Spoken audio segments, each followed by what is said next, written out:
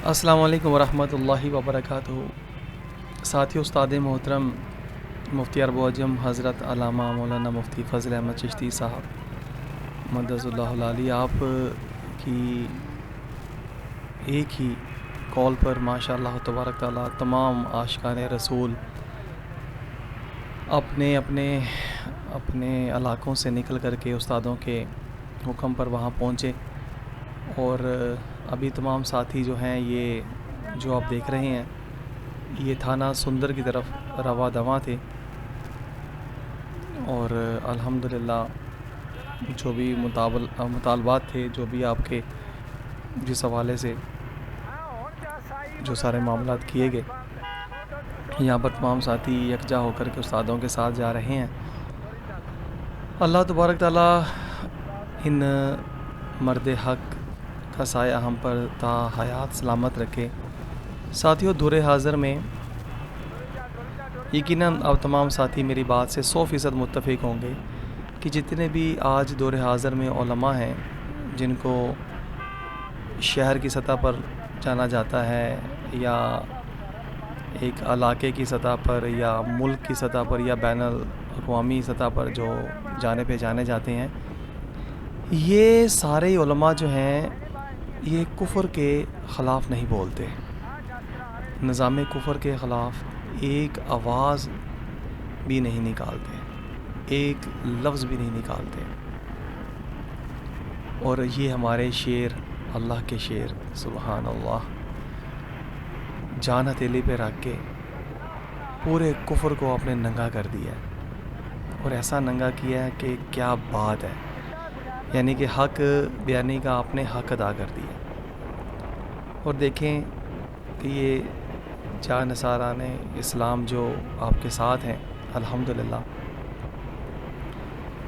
یہ کہہ لیجئے کہ پوری دنیا میں الحمدللہ یہ نایاب ہیں کہ جو صرف دین اسلام کی حقیقی روشنی کے ساتھ منور ہیں،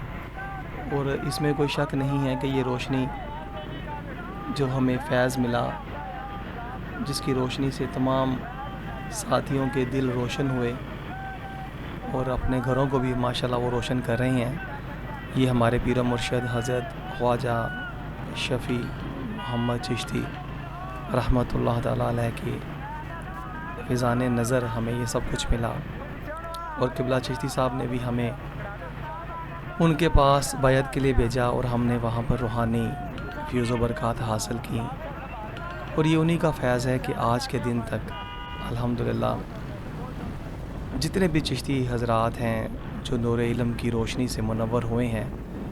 وہ بغیر کسی خوف و خطر کے، بغیر کسی جانبداری کے وہ حق بیان فرماتے ہیں، اور یہ ہمارے پیر و مرشد کا فیض ہے کہ جو قبلہ چشتی صاحب کو ملا، اور پھر آپ نے ماشاءاللہ تبارک تعالیٰ اپنے دین حق کے اس علم کو بلند فرمایا، اور وہ تعلیمات جو اللہ اور اللہ کے نبی صلی اللہ علیہ وآلہ وسلم کی ہیں حقیقی، جو کہ چھپا دی گئی تھیں، دبا دی گئی تھیں، پس پشت ڈال دی گئی تھیں، اللہ تعالیٰ کے فضل و کرم سے آپ نے ان کو ظاہر کیا، ان کو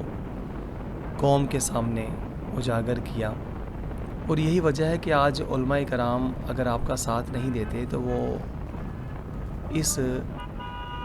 مشکل میں نہیں پڑنا چاہتے کہ بھئی ہماری زندگیاں ڈسٹرب ہو جائیں گی، پریشان ہو جائیں گے، ہم لوگ راتوں کی نیندیں خراب ہو جائیں گی، ہمارے عیاشیاں، ہمارے عللے تللے، ہماری گورنمنٹوں کے ساتھ جو ان کی وابستگیاں ہیں، جو پروٹوکولز ان کو ملتے ہیں، وہ جو ہے نا متاثر ہو جائیں گے، اس لیے وہ حق بیانی نہیں کرتے۔ مگر کتنی دیر، آخر آنکھیں بند ہونی ہے، دنیا سے جانا ہے، سب کچھ یہیں چھوڑ جانا ہے۔ اللہ تبارک تعالیٰ ان پہ رحمت فرمائے۔ جی ہاں ساتھیوں، اگر آج بھی جتنے بھی علماء ہیں اگر استادوں کے دستے بازو بن جائیں اور مل کر کے دین اسلام کا کام کریں بغیر کسی خوف و خطر کے، تو یقین کیجئے نظام رحمت کا نافذ ہونا کوئی مشکل نہیں۔ مگر دکھ اسی بات کا ہے کہ استاد محترم اس حق بیانی میں تنہا سفر کر رہے ہیں، صرف اور صرف اللہ اور اللہ کے نبی صلی اللہ علیہ وآلہ وسلم کی مدد کے ساتھ پوری دنیا کفر کو آپ نے تگنی کا ناچ نچوایا ہوا ہے۔ اللہ پاک ان کا سایہ ہمارے سروں پہ سلامت رکھے اور ہم تمام ساتھیوں کو اللہ کریم زندگی اسلام پر اور موت ایمان پر عطا فرمائے، اور جب تک ہم زندگی ہماری ہے